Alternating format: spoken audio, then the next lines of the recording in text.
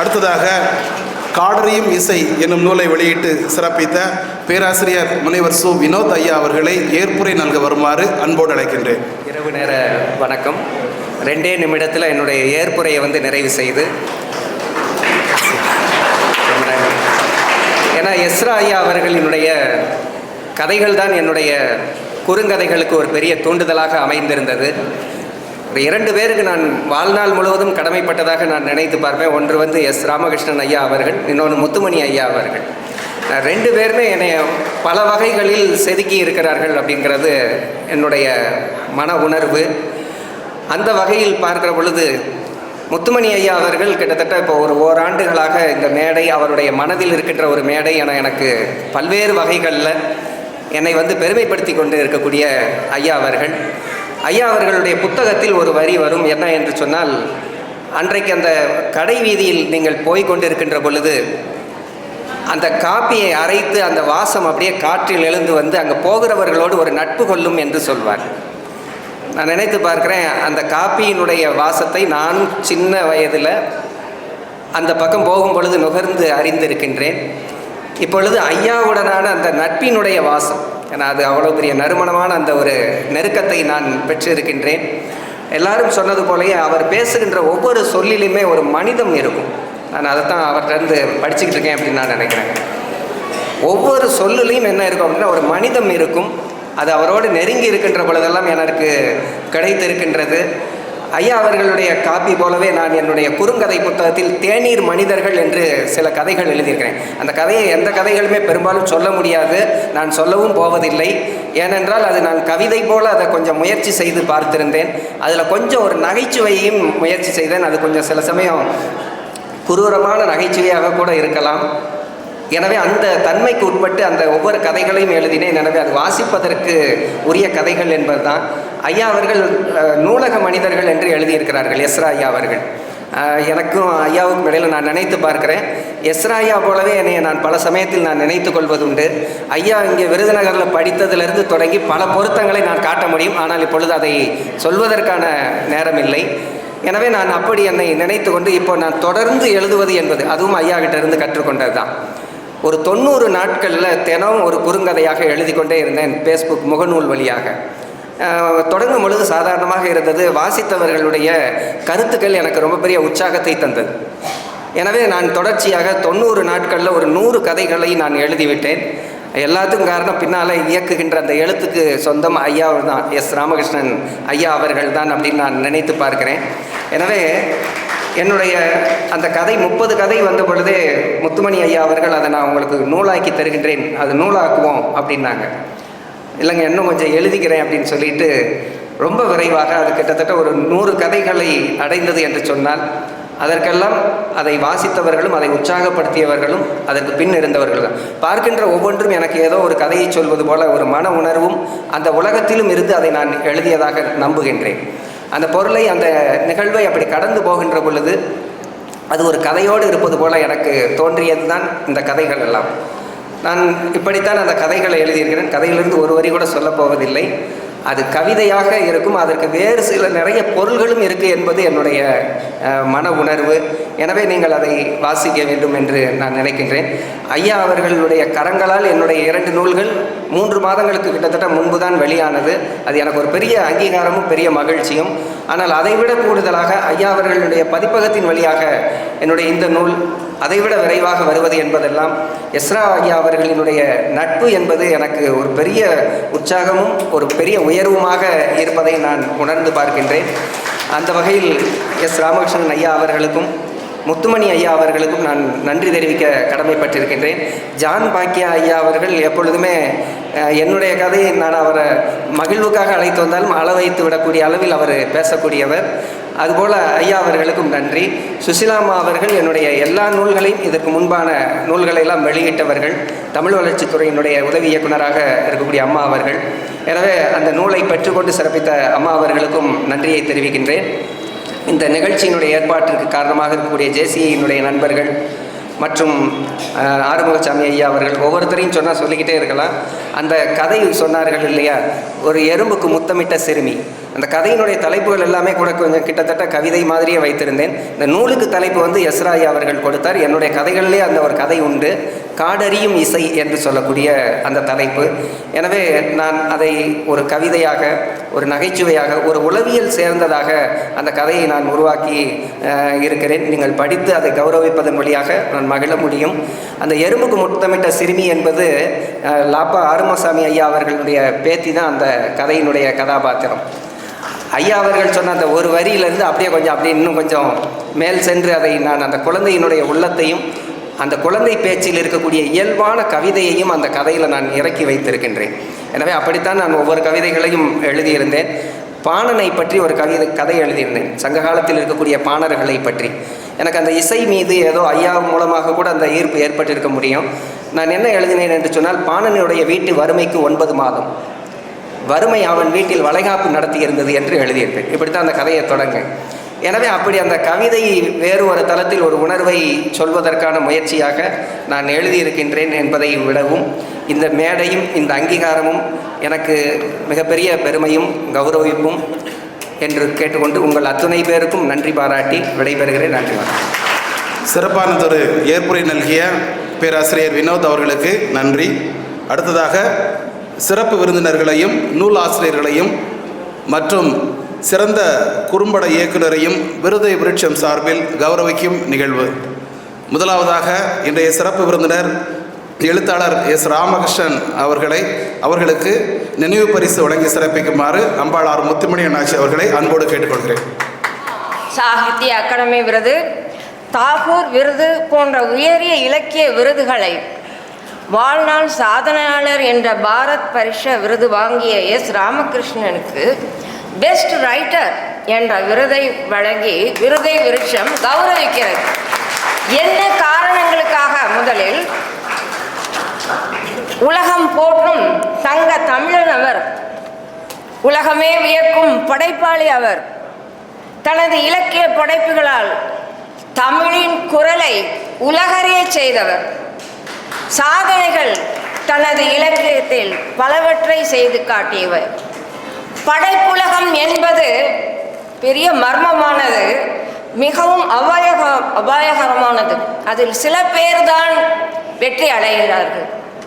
அதை நாம் அந்த படைப்புலகத்தை ஒரு அலிபாபா குகைக்கு ஒப்பிடலாம். அந்த அலிபாபா குகைக்குள் ஓப்பன் சிசேமே, க்ளோஸ்ட் சிசேமே என்ற மந்திர வார்த்தைகளால் மட்டுமே உள்ளே நுழைய முடியும். ஆனால் இவரை போன்றவர்கள் அந்த படைப்புலகம் என்ற மந்திர குகைக்குள் பல வழிகளை தானே உருவாக்கியவர் எஸ் ராமகிருஷ்ணன். இவர் இவர் இவர் எவர்? எழுத்தாளரா, கதை சொல்லியா, விமர்சகரா, பேருரை ஆற்றும் வித்தகரா, ஓவியம், சிற்பம், இன்னும் பல கலைகளின் ஆராய்ச்சியாளரா? யாம் அறிவோம் பராபரமே.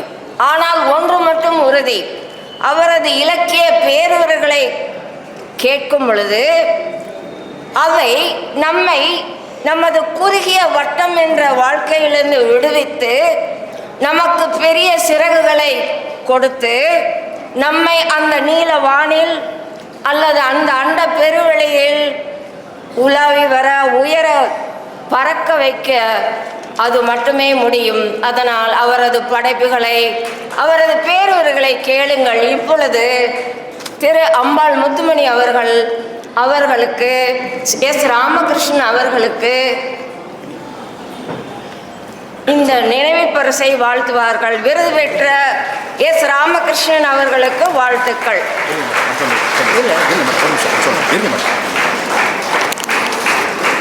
விருது வழங்கி சிறப்பித்த அம்பாளார் முத்துமணி ஐயா அவர்களுக்கு நன்றி. அடுத்ததாக வள்ளுவர் அருமையாக கூறுவார், இன்னா செய்தாரை ஒருத்தல் அவர் நாண நன்னயம் செய்துவிடல் என்று. இன்னா செய்தாரை ஒருத்தல் அவர் நாண நன்னயம் செய்துவிடல் என்று. ஆம், இன்னா செய்யும் எண்ணத்துடன் வரும் ஒரு வஞ்சகன் அந்த கள்ளம் கபடமில்லாத நல்ல உள்ளங்களின் அன்போடு பரிமாறும் இனிப்பின் மூலம் இன்னா செய்யும் எண்ணத்தையே ஒழித்துவிட்டு என்ற அருமையான தன்னம்பிக்கை சிந்தனையினை தனது இருள் இனிது எனும் குறும்படம் மூலம் காட்டி சிறப்பித்த ஹரிபிரசாத் அவர்களுக்கு சிறந்த குறும்பட இயக்குனர் வழங்கி சிறப்பு செய்கிறது விருதை விருட்சம். ஹரிபிரசாத் அவர்கள் மேடைக்கு வந்து விருதினை பெற்று செல்லுமாறு அன்போடு அழைக்கின்றோம். 1 minute.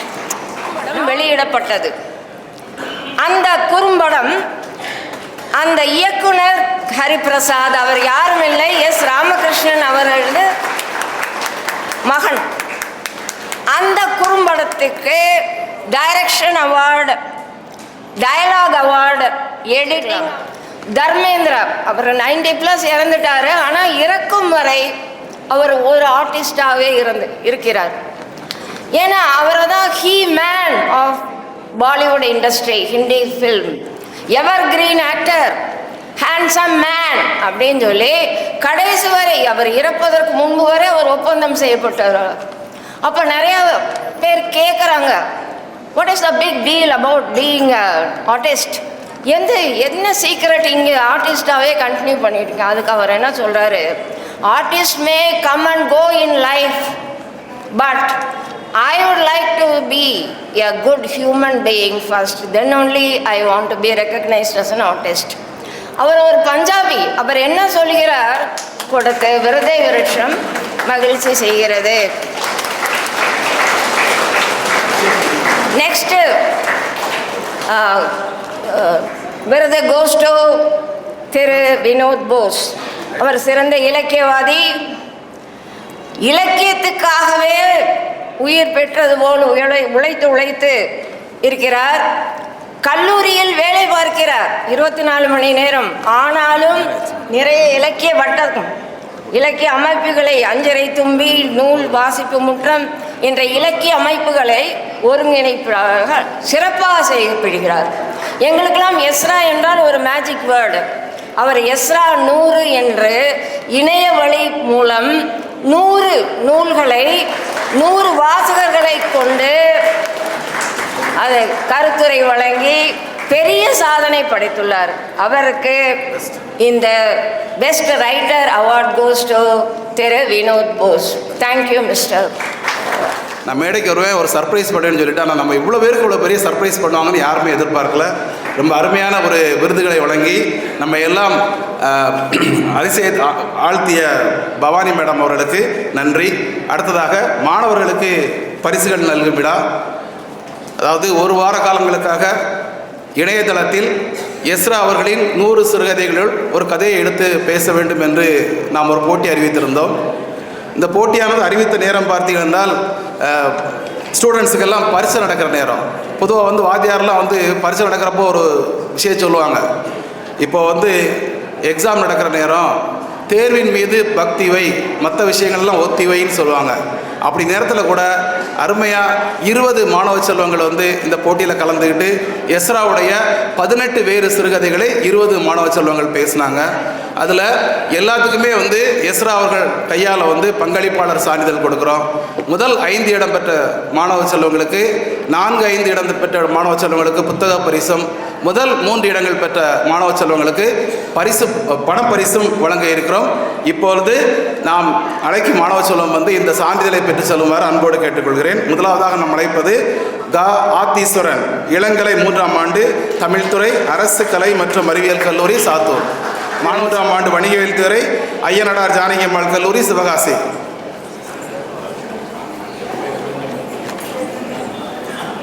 வரிசை.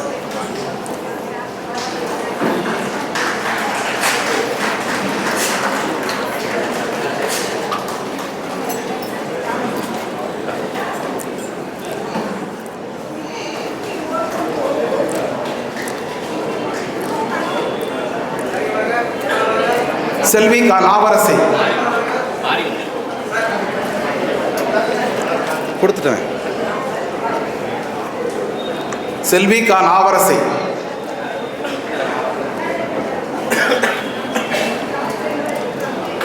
அடுத்தது கவி பாரதி. கவி பாரதி.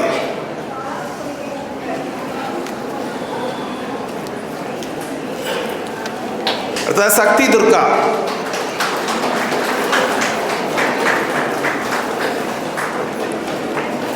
மரியா ஆன்சி.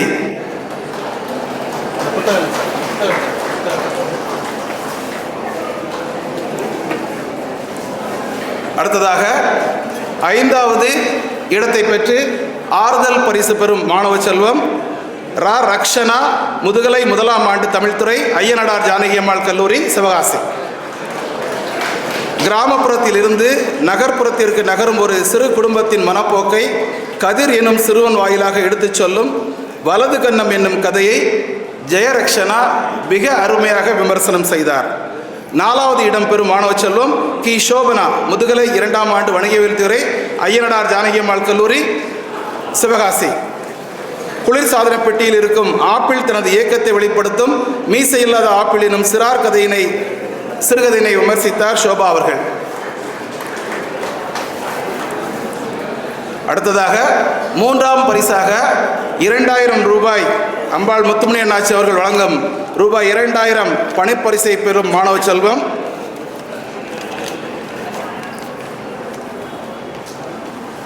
நோவாவின் கதையை தனது சுய வாழ்வோடு ஒப்பீடு செய்து மிருகத்திடமில்லை என விமர்சித்த கார்த்திகா தேவி.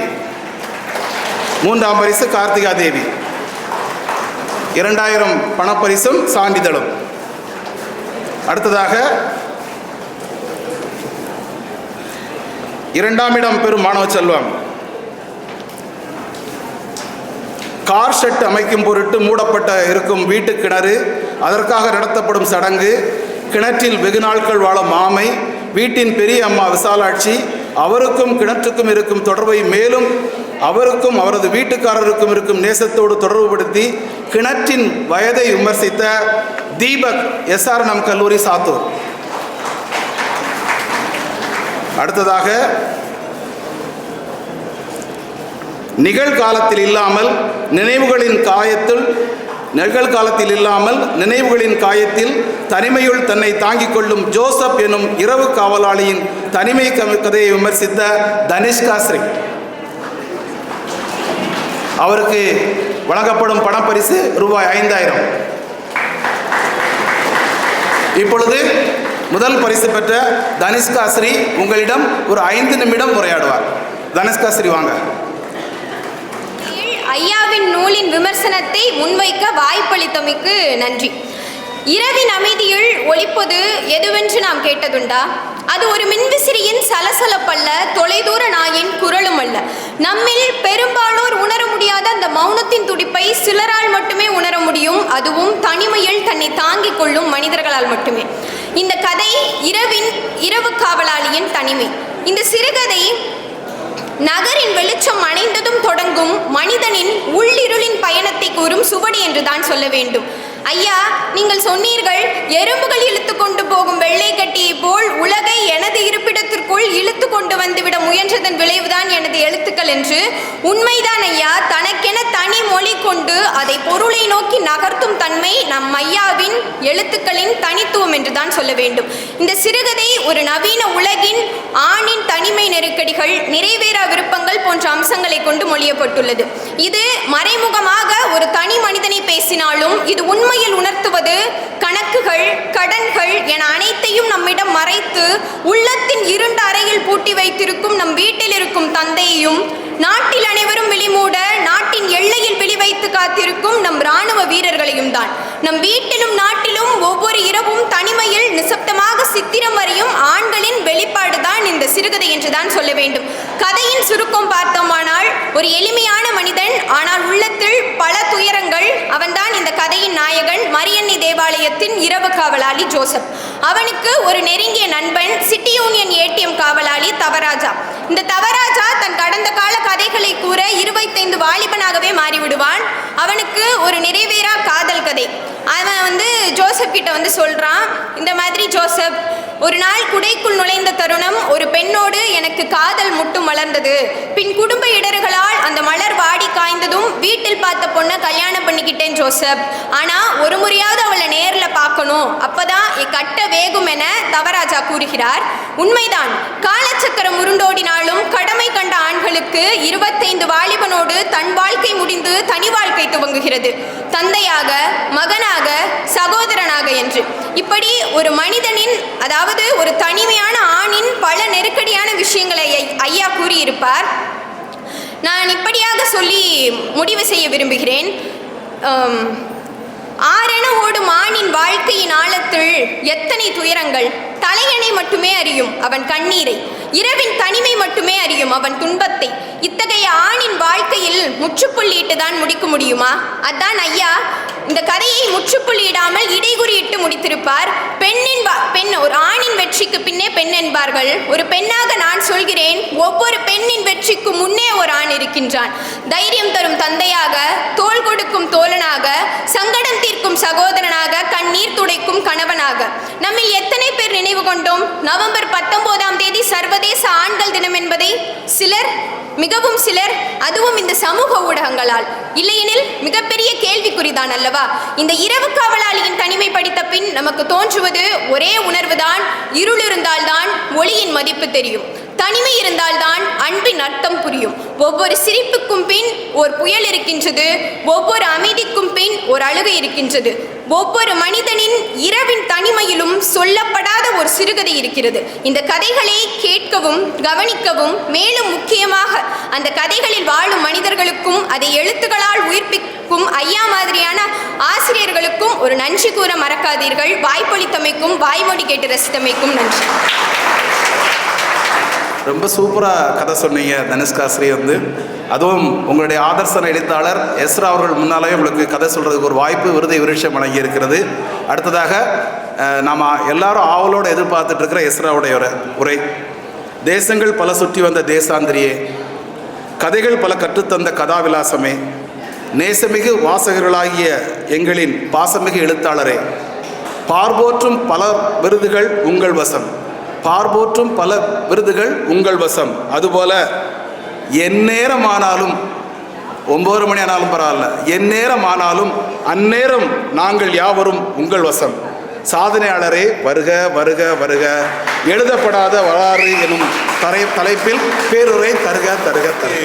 மிக மகிழ்ச்சியான ஒரு மேடை, நல்ல புத்தகங்களோட வெளியீட்டு விழா. அந்த வெளியீட்டு விழாவை தொடர்ந்து அதை பற்றி ஒரு சிறப்பான உரையை, அப்புறம் என்னோட கதைகளை படித்து மாணவர்கள் ஆற்றின அந்த விஷயம்னு ஒரு நிறைவான மனதோடு ஒரு மேடையில் இருந்தேன். நிறைய பேசணுங்கிறது எனக்கு நிறைய நேரம் மறந்துடுச்சு. யாரோ நினைவூட்டுறதன் வழியாக தான் நான் பேசணுங்கிறதுக்கு. இல்லைன்னா இந்த அவையில் நானும் ஒரு பார்வையாளனாக அவர்களோட மகிழ்ச்சியில் எனக்கும் ஒரு பங்கு இருக்கிறதுங்கிறத பகிர்ந்து கொள்வதாக இருந்தேன். 2 நல்ல நூல்களை எழுதி அந்த நூல்களின் வழியாக தன்னுடைய அனுபவங்களை, தன்னுடைய கற்பனையை அழகாக எழுத்தில் வடித்த அம்பாள் முத்துமணி அண்ணாச்சி அவர்களுக்கும், குறுங்கதைகளை எழுதிய வினோத்துக்கும் என்னுடைய பாராட்டுக்களை நான் முதல்ல தெரிவிச்சுக்கிறேன். நான் பொதுவாக ஏதேனும் ஒரு ஊரில் போய் பேசுகிறேன் அப்படின்னா ஓராண்டில் ஒரு முறைக்கு மேலே அங்கே போகவே மாட்டேன். ஏன்னா கேட்பவர்களுக்கு கொஞ்சம் இடைவெளி கொடுக்கணும் அப்படின்னு. அதனால் ரொம்ப ரொம்ப குறைவு ஒரே ஊரில் போய் நான் 2-3 முறை பேசுகிறேன்னு. விருதுநகர் என்னுடைய ஊர், இங்கே இருக்கக்கூடியவர்கள் என்னுடைய மக்கள், என்னுடைய உறவுகள், என்னுடைய நண்பர்கள்ங்கிறதுனால அநேகமாக இந்த ஆண்டில் நான் 3வது 4வது முறையாக விருதுநகருக்கு வந்திருக்கேன். நேற்று அதற்காக என்னை ஒரு நண்பர் கோவித்து கொண்டார். எங்கள் ஊருக்கு ஒரு தேதி கேட்டேன், நீங்கள் 1 வருஷமாக கொடுக்கவே இல்லை, உங்கள் ஊரில் யாரை வரணும்னு சொல்லுங்கள், அவர்கிட்ட சொல்லி நான் உங்கள்கிட்ட தேதியை வாங்குறேன்னார். அப்படி இல்லை, நான் உருவான இடம் என்பதால், என்னுடைய நினைவினுடைய ஒரு அடையாளம் என்பதால் இந்த நகரமும் இங்கே இருக்கக்கூடியவர்களும் எப்போதும் எனக்கு நெருக்கத்திலே இருக்கிறாங்க. இன்றைக்கு நான் முதல்ல என்ன பேசலாம் அப்படின்னு கேட்டபோது எழுதப்படாத வரலாறு அப்படின்னு பேசலாம்னு நினச்சேன். எழுதப்படாத வரலாறு அப்படின்னா ஒரு வரலாறு எழுதப்பட்டிருக்குன்னு நமக்கு தெரியும், யாரை பற்றி எழுதப்பட்டிருக்கிறதுன்னு தெரியும், எதற்காக எழுதப்பட்டிருக்கிறதுன்னு தெரியும், அதை ஏன் நாம் படித்தோம்னு நமக்கு தெரியும். நாம் வரலாறு என்று சொன்னாலே நம் மனதில் முதலில் தோன்றுகிற சித்திரம் ஒரு மன்னர் தான். ஒரு கிரீடம் வைத்த மன்னர், அவர் ஆண்ட பகுதி, அந்த மன்னரனுடைய போர், அவர் போரில் அடைந்த வெற்றி, அவர் பெரிய கட்டிய கோட்டை, அதை ஒட்டி இருக்கக்கூடிய பெரிய பெரிய மண்டபங்கள், அந்த மன்னருடைய காலகட்டத்தில் நடந்த பெரிய வாகை நிகழ்வுகள், இவ்வளோ தான் நம்ம மனதில் இருக்கும். கூடுதலாக வேண்டுமானால் மன்னரை போலவே இருக்கக்கூடிய அரசியை, அந்த புறத்தை, அவர்கள் ஆடி ஓடி மகிழ்ந்த அந்த கேளிக்கைகளை பற்றி நம்ம மனதில் இருக்கும். இது வரலாறு இல்லை என்பது, இது ஆள்பவர்களின் கதை, ஆண்டவர்களுடைய கதை. வரலாறு என்பது எப்போதும் மக்களுடையது தான் வரலாறு, ஆண்டவர்களுடையது அல்ல. எந்த மன்னர் வேண்டுமானாலும் ஆண்டிருக்கலாம், ஆனால் அங்கே மக்கள் எப்படி இருந்தார்கள், எப்படி வாழ்ந்தார்கள், அவர்கள் என்ன செய்தார்கள் என்று நமக்கு தெரியாது. வரலாறை பற்றி தெரிய வேண்டும் என்றால் கோட்டை கொத்தளங்களுக்கு போகணும், வரலாற்று நூல்களை படிக்கணும், அதெல்லாம் எந்த தேவையுமே கிடையாது. எங்கிருந்து தொடங்குகிறது வரலாறு? நீங்கள் ஒரு நாள் காலையில் தூங்கி எழுந்தவுடனே வரலாற்றுக்குள் தான் நுழைகிறீர்கள். நீங்கள் என்ன செய்கிறீங்க? காலையில் எழுந்த உடனே உங்கள் வீட்டில் ஒரு தேநீரோ காஃபியோ உங்களுக்கு பிடித்தமானதை நீங்கள் குடிக்க ஆரம்பிக்கிறீங்க. நீங்கள் குடிக்கிற தேநீருக்கு பின்னால் சீனாவிலிருந்து தேயிலை வந்தது என்ற வரலாறு உங்களுக்கு தெரியாது. ஆனால் நீங்கள் உங்கள் கையில் வச்சிருக்கக்கூடிய கப்பலில் இருக்கக்கூடிய தேநீர் உங்கள் வீட்டில் தயாரானதான் நினைக்கிறீங்க. ஆனால் அது சீனாவிலிருந்து ஒரு தேயிலை வந்து இந்தியாவுக்குள் அறிமுகமாகி ஒரு 300 ஆண்டு காலம் தேயிலையை பயன்படுத்துகிற பழக்கம் உருவாகி நமக்கு இன்றைக்கி ஒரு தேநீராக மாறியிருக்கு. நீங்கள் குடிக்கிற காஃபி குடிப்பவர்களாக இருந்தால் அது வந்து அரபு நாட்டில் இருந்து காஃபி இந்தியாவுக்கு அறிமுகமானது. பாபா புதன் அப்படின்னு ஒரு சூஃபி ஞானி, அவர் தான் காஃபியை திருட்டுத்தனமாக இந்தியாவுக்கு கொண்டு வந்தார். கொண்டு வரக்கூடாதுன்னு சொன்னாங்க. காஃபி செடியை அவர்கள் கண்ணிலேயே காட்ட மாட்டார்கள். ஒரு காஃபி செடியை அவர் பாபா புதன் தன்னுடைய வயிற்றில் மறைத்து எடுத்து கொண்டு வந்து அந்த விதைகளை எல்லாம் சேகரித்து கொண்டு வந்து இங்கே இருக்கிற கூர்க்கில் காஃபி விளைவித்தார். முதல் காஃபி தோட்டம் கூர்க்கில் தான் உருவானது. அந்த மலையினுடைய பேரே இப்போ கூட நீங்கள் போய் பாருங்கள், பாபா புதன் எரின்னு இருக்கும். அந்த பாபா புதன் தான் காஃபியை கொடுத்தார். அதுக்கப்புறம் தான் காஃபி பாப்புலர் ஆனது. எல்லாரும் இன்னைக்கு காலையில் காஃபி குடிக்கிறோம். உங்களுடைய எல்லா அன்றாட செயல்களும் வரலாற்றினுடைய அடையாளம் தான். வரலாறு இல்லாமல் நீங்கள் எதுவுமே இல்லை. உங்களுடைய ஆடை, உங்கள் மொழி, நீங்கள் பண்பாடாக கருதுகிற எல்லாமும் வரலாற்றினுடைய வேறு வேறு விஷயங்கள் தான். இந்தியாவை யாராவது மொத்தமாக பார்க்க வேண்டும் என்று விரும்பினால் காஷ்மீர்லேருந்து கன்னியாகுமரிக்கு பயணம் செய்யணும்னு அவசியமே இல்லை. உங்கள் வீட்டினுடைய சமையல் அறைக்குள் ஒரு மொத்த இந்தியாவுமே இருக்குது. இந்தியாவினுடைய எல்லா சிறப்பம்சங்களும் உங்கள் சமையல் அறையில் தனித்தனியாக இருக்குது. நீங்கள் சமைக்கும் போது இந்தியாவை சேர்த்து சமைச்சிடுறீங்க. சர்க்கரை நோயாளியாக இருக்கிறான், நான் இரவில் சப்பாத்தி தான் சாப்பிடுவேன்னா ஒரு பஞ்சாப் உங்கள் பக்கத்தில் இருக்கிறது. நீங்கள் பருப்பு சாப்பிடுகிறீர்கள் இல்லையா, அதில் ஒரு ஆந்திரா பக்கத்தில் இருக்குது. அன்றாடம் நம்ம பயன்படுத்துகிற தக்காளி என்பது இத்தாலியர்களுடைய தக்காளி. இங்கே யாரும் தக்காளியெல்லாம் சங்க காலத்தில் சாப்பிடலை.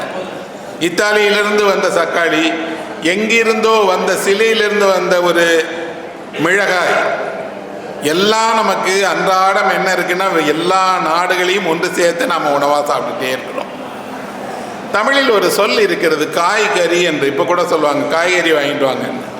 காய்கறி, கறி எதற்கு அதில் சேர்ந்தது? காயும் கறியும் வாங்குவார்கள்னு சொன்னால் அசைவம் நினைச்சிடக்கூடாது. கறி என்ற சொல் மிளகை குறிக்கக்கூடிய சொல். முன்பு சமைப்பதற்கு என்ன செய்வாங்கன்னா காய்கறி வாங்கிட்டு, இப்போ இருக்கிற மிளகாய் கிடையாது என்பதால் மிளகிட்டு தான் சமைப்பார்கள். அதிலும் குறு மிளகிட்டு தான் சமைப்பார்கள். கருப்பு மிளகு தான் தமிழர்களுடைய உணவில் சமைக்க பயன்படுத்துகிற பொருள். அதனால் கறியையும் காயையும் ஒன்றாக வாங்கி வாருங்கள் என்று சொல்றதுக்கு பேர் தான் காய்கறி வாங்கிட்டு வாங்கங்கிறது. அது ஏன் பின்னாடி அசைவ இறைச்சியை குறிப்பதற்கு அந்த சொல் பயன்பட்டது என்றால், இறைச்சி சமைக்கும் போது மிளகு இல்லாமல் சமைக்கவே முடியாது. மிளகுது அதிகமிட்டு சமைக்க வேண்டும் என்பதனாலே அதற்கு இறைச்சியை குறிப்பதற்கும் கறி என்ற சொல்லையே பயன்படுத்திட்டோம். அப்படின்னா நாம் பயன்படுத்துகிற காய்கறியிலிருந்து, நாம் அணிந்திருக்கிற ஆடையிலிருந்து, நம்மளோட மொழியிலிருந்து எல்லாவற்றுக்கும் வரலாறு இருக்கிறது. இந்த வரலாறு எழுதப்படவே இல்லை. நாம் வரலாற்று புத்தகத்தில் என்றைக்காவது நாம் இன்றைக்கு சாப்பிடுகிற உணவில் எந்தெந்த உணவு எந்தெந்த காலகட்டத்தில் உணவானதுன்னு நமக்கு தெரியுமா என்ன? சங்க காலம் பற்றி நமக்கு எல்லாருக்கும் தெரியும். இங்கே கீழடி இருக்குது, 2000 வருஷத்துக்கு முந்தினது. சங்க காலத்தில் தமிழர்கள் எப்படியெல்லாம் வாழ்ந்தார்கள்னு. ஆனால் நான் சங்க காலம் படிக்கும்போது எனக்கு தோன்றிய முதல் கேள்வி, சங்க காலத்தில் இட்லி சாப்பிட்டாங்களா? சங்க காலத்தில் தோசை இருந்ததா? ஒரு படம் மாயா பஜார்னு வரும். அந்த படத்தில் ஒரு பீமனுடைய பையன் கடோத்கஜன் உட்கார்ந்து அந்த கல்யாண வீட்டு சாப்பாடை சாப்பிடுவான். அதில் அவன் சாப்பிடுவதல்ல, அவன் பூரி கிழங்கு சாப்பிடுவான். மகாபாரத காலத்தில் பூரி கிழங்கு உண்டா அப்படின்னு நான் முதல்ல படித்த உடனே கேட்டேன். இல்லை. ஆனால் சினிமா பாட்டு தானே, அவன் சாப்பிடக்கூடியதில் பூரி கிழங்கு பாருன்னு சொல்லி பாடல் வரும். அப்படின்னா நாம் சங்க காலத்தில் தோசை இல்லை, சங்க காலத்தில் இட்லி இல்லை, இன்று நாம் சாப்பிடுகிற நூடுல்ஸ் ஃப்ரைட் ரைஸ் எதுவுமே எந்த காலத்திலும் இல்லை. உண்மையில் நாம் என்னதான் சாப்பிட்டோம், எப்படித்தான் வாழ்ந்தோம், எப்படி நம்முடைய மூதாதையர்கள் இருந்தார்கள், என்ன வேலை செய்தார்கள், எந்த வரலாறும் நமக்கு எழுதப்படவே இல்லை. நம்மை ஆண்ட மன்னர்கள் யார், எங்கே ஆண்டார், எப்படி ஆண்டார், அவருடைய வாரிசு யார், எந்த ஊரில் போர் செய்தார், இதுதான் இருக்கு. இதை தவிர வரலாற்று புத்தகத்தில் எதுவுமே இல்லை. இது சமூக வரலாறு, தேவைதான், குறைந்த அளவு படித்துக் கொள்ளுங்கள். ஆனால் பண்பாட்டு வரலாறு என்பதை பற்றி தான் பேசணும்னு நான் நினைத்தேன். அதனால தான் எழுதப்படாத வரலாறு அப்படின்னு சொல்லி தலைப்பு கொடுத்தேன். 1969 வருடம் வங்காளத்தில் அங்கே இருக்கக்கூடிய கல்கத்தாவினுடைய ரயில் நிலையத்தினுடைய தலைமை ரயில் நிலையம் இருக்காங்க, ஹெட் குவார்ட்டர்ஸ். அந்த ரயில்வேயினுடைய தலைமை அலுவலகத்துக்கு ஒரு பெண் வந்தார். அவர் வந்து ரயில்வேயினுடைய உயர் அதிகாரியை நான் பார்க்கணும்னு சொன்னார். எதற்காகன்னு கேட்டபோது சொன்னாங்க, நான் டூருக்காக ஒரு ரயிலினுடைய ஒரு பெட்டி எங்களுக்கு தேவைப்படுகிறது. இப்போ கூட தெரியும், நிறைய டூர் கூட்டிகிட்டு போகிறவங்க ஒரு பெட்டி முழுவதும் அந்த பயணிகளை அவங்க எடுத்துக்கிடுவாங்க. அங்கே ஒவ்வொரு பயணிக்கும் கட்டணம் வசூலிட்டு அவங்க கூட்டிகிட்டு போவாங்கல்ல, அப்படி எனக்கு ஒரு பெட்டி வேணும்னு கேட்டாங்க. இந்த ரயில்வே அதிகாரி கேட்டார், எங்கேயாவது நீங்கள் வந்து இந்த மாதிரி புனித யாத்திரை மாதிரி போக போகிறீங்களா, கோயில்களை பார்க்க போகிறீங்களா, யார் எங்கே போக போகிறீங்க, அதுக்கு என்ன கட்டணம்னு சொல்கிறேன்னொடனே அந்த அம்மா சொன்னாங்க, நாங்கள் ஒரு பயணத்தை மேற்கொள்ள போகிறோம், இந்தியா முழுவதும் சுற்றி வர வேண்டும். அந்த ரயில் பெட்டி இந்தியாவினுடைய எல்லா இடங்களையும் சுற்றி வரக்கூடிய பெட்டியாக இருக்கணும். இந்த ரயிலேருந்து அடுத்த ரயிலுக்கு மாறும்போது அந்த ரயிலில் இந்த பெட்டியை இணைத்துருவாங்க. அப்படி ஒரு பெட்டி எங்களுக்கு இந்தியா முழுவதும் பார்க்க வேணும்னு கேட்டாங்க. அவர் கேட்டார், இந்தியா முழுவதும் சுற்றி பார்ப்பதுக்கு ஒரு ரயில் பெட்டி வேண்டும் என்றால் நிறைய கட்டணம் ஆகுமே, எவ்வளவு கட்டணம் வேண்டுமானாலும் நாங்கள் செலுத்துகிறோம். ஆனால் அவர்களை அழைத்துட்டு போனோன்னப்போ இவருக்கு புரியலை. புனித யாத்திரைக்கு போகிறவர்கள் காசிக்கு போவார்கள், ராமேஸ்வரம் போவார்கள், கயாவுக்கு போவாங்க, அல்லது எங்காவது முக்கியமான அவர்கள் வழிபட விரும்புகிற தலங்களுக்கு தானே போவாங்க. எதற்கு இந்தியாவை பார்க்கணும்னு நினைக்கிறீங்க அப்படின்ட்டு, எந்த சமயத்தை சேர்ந்தவர்கள் நீங்கள், யாரெல்லாம் வரப்போகிறார்கள்னு கேட்டபோது அந்த அம்மா சொன்னாங்க, 40 பேர் வரப்போகிறார்கள். ஆனால் இந்த சுற்றுலா என்பது புனித யாத்திரை அல்ல. இந்த 40 பேரும் என் கிராமத்தில் இருக்கக்கூடிய விவசாயிகள். அந்த 40 விவசாயிகளை நாங்கள் இந்தியா முழுவதும் சுற்றி காட்ட அழைத்து போகிறோம்னு சொல்கிறாங்க. ரயில்வேக்கு ஆச்சரியமாக இருக்குது, 40 விவசாயிகளை எதுக்காக இந்தியாவை பார்க்க வைக்கணும்னு நினைக்கிறீங்க அப்படின்னு. எங்கள் சின்ன கிராமத்தில் 40-50 விவசாயிகள் தான் இருக்காங்க. ஆனால் இந்த விவசாயிகளுக்குள்ள அத்தனை பிரச்சனை, அத்தனை சண்டை, வெறுப்பு, அவர்கள் குடும்பத்துக்குள்ளாடி கசப்பு எல்லாமும் இருக்குது. உலகம் என்றால் அவர்கள் தன் ஊரை தவிர எதுவுமே தெரியாது. ஊரில் இருக்கக்கூடிய மனிதர்களை தவிர உலகத்தை பற்றி அவர்களுக்கு எந்த புரிதலும் கிடையாது. அவர்கள் நினைத்து கொண்டிருக்கிறார்கள், இங்கே மட்டும்தான் வாழ்க்கை இருக்கு, மித்தெல்லாம் என்னன்னே தெரியாது, மித்தெல்லாம் கேள்விதான், வேறு எதுவும் தெரியாது. அவர்களை இந்தியாபுரம் அழைத்து போய் காட்டணும். ஒத்துக்கொண்டார்களா? விவசாயிகள் அழைத்து நாங்கள் அவர்களை கட்டாயப்படுத்தி, நீங்கள் 40 பேரும் ஒரே நேரத்தில் ஒன்றாக பயணம் செய்யுங்கன்னு கூட்டிகிட்டு போனோம். 40 பேர் வந்துட்டாங்க, ரயில்வேக்கு கட்டணம் கட்டிட்டாங்க. அந்த ரயில்வே அதிகாரி கேட்டார், அம்மா நீங்கள் யார், எதற்காக இப்போ இந்த 40 விவசாயிகளுக்கு பணம் கட்டுறேன்னப்பா. அந்த அம்மா சொன்னாங்க, ஒரு செல்வந்தரனுடைய மனைவி நான், அவர் இறந்து விட்டார், என்னிடம் சொத்து இருக்கிறது, என்னுடைய சொத்தை ஒரு நற்காரியத்துக்கு பயன்படுத்த வேண்டும் என்று நினைத்தேன். இந்த 40 விவசாயிகளுக்காவது உலகம் என்றால் என்னன்னு காட்டணும், இந்தியானா என்னன்னு காட்டணும், அதுக்கு தான் இந்த பணம் அப்படின்னு சொல்லி பணத்தை கட்டிட்டாங்க. 40 விவசாயிகளும் கல்கத்தாவிலிருந்து ஒரு இந்தியாவை பார்க்கிற பயணத்திற்கு தயாரானாங்க. அவர்கள் கிராமத்தில் எல்லாருக்கும் இருக்கக்கூடிய ஆச்சரியம் என்னன்னா, என்ன பார்க்கறதுக்கு இருக்கு, எங்கே போனாலும் இதே மாதிரி சாப்பாடு, இதே மாதிரி ஆட்கள், இதே மாதிரி இருக்குது, இதை எதுக்கு இவங்க செலவு பண்ணி கூட்டிகிட்டு போகிறாங்க அப்படின்னு. சரி பார்க்கலாமே. அவர்கள் அந்த கிராமவாசிகள் ஒரே ஒரு கட்டுப்பாடை விதித்தார்கள், எங்கே வேணாலும் நாங்கள் வரோம், ஆனால் எங்கள் ஊர் சாப்பாடு எங்களுக்கு கிடைக்கணும். எங்கள் ஊர் சாப்பாடு இல்லாமல் நீங்கள் வேறு ஊரில் எங்களுக்கு சாப்பாடு மாற்றுறீங்கன்னா நாங்கள் போக மாட்டோம். அப்போ இந்த அம்மா என்ன செய்தாங்கன்னா, ரயில்வே திரும்பி ஒரு அனுமதி கேட்டாங்க. நாங்களே எங்கள் உணவை சமைத்து கொள்வதற்கான ஒரு வசதியும் ரயில்வே ஏற்பாடு பண்ணி தருமா அப்படின்னு. சமைத்துக்கிடலாம், அதுக்கான உபகரணங்கள் கொடுக்குறோம், இடம் கொடுக்குறோம், உங்கள் ஆட்கள் உங்களுக்கு தேவையான சமயக்காரரோடு நீங்கள் போங்கன்னு. அந்த 40 கிராம விவசாயிகள் அவர்களுக்கு சமைப்பவர்கள் எல்லாரும் ஒன்று சேர்ந்து கல்கட்டாவுக்கு வந்து இறங்கினார்கள். அவர்கள் அன்றைக்குத்தான் தன் வாழ்நாளில் முதலில் ஒரு பெரிய நகரத்தை பார்க்குறாங்க. இவ்வளவு மக்களை பார்க்கிறார்கள், இவ்வளவு ரயிலை கண்ணில் பார்க்கிறார்கள். அவர்கள் ரயில்வே ஸ்டேஷனில் வந்து இறங்கினா, ரயில்வே ஸ்டேஷனில் ஜனங்க வர்றதும் போகிறதும் நீங்கள் எப்போதாவது கல்கத்தாவுக்கு போய் பார்த்தால் தெரியும். கல்கத்தா ரயில் நிலையங்கிறது ஒரு கடல் போல எல்லா பக்கமும் ரயில் வந்துட்டுருக்கோம். நிறைய மக்கள் வந்து இறங்கி அன்றாடம் ரயிலை பயன்படுத்துகிறவர்கள் அதிகம் உள்ள ஊர் அது. அங்கே இவர்கள் காலையில் போய் இறங்குகிறார்கள். இவர்கள் ரயில் கிளம்புவதற்கு இன்னும் 3 மணி நேரம் இருக்குது. இந்த 3 மணி நேரத்துக்கு இடையில் அவர்கள் என்ன செய்யறதுங்கும் போது பார்த்தா ரயில்வே நிலையத்தை துப்புரவு பணியாளர்கள் கூட்டிகிட்டு இருக்கிறத பார்க்குறாங்க. அவ்வளவு குப்பை, அவ்வளவு உதிர்ந்த இலைகள், சிகரெட் புகை, சிகரெட்டோடைய பெட்டி, என்னென்னமோ கிடக்கு. இவர்கள் போய் முதலில் என்ன செய்தார்கள் என்றால் அதை வேடிக்கை பார்க்கல. அந்த துப்புரவு பணியாளர்களுக்கு உதவி செய்வதற்காக இந்த 40 விவசாயிகளும் அவங்களும் சேர்ந்து அந்த துப்புரவு பணியை செய்ய ஆரம்பித்தாங்க. அந்த பணியாளர்கள் கேட்டாங்க, உங்களையும் வேலைக்கு போட்டாங்களா கிராமத்திலேருந்து?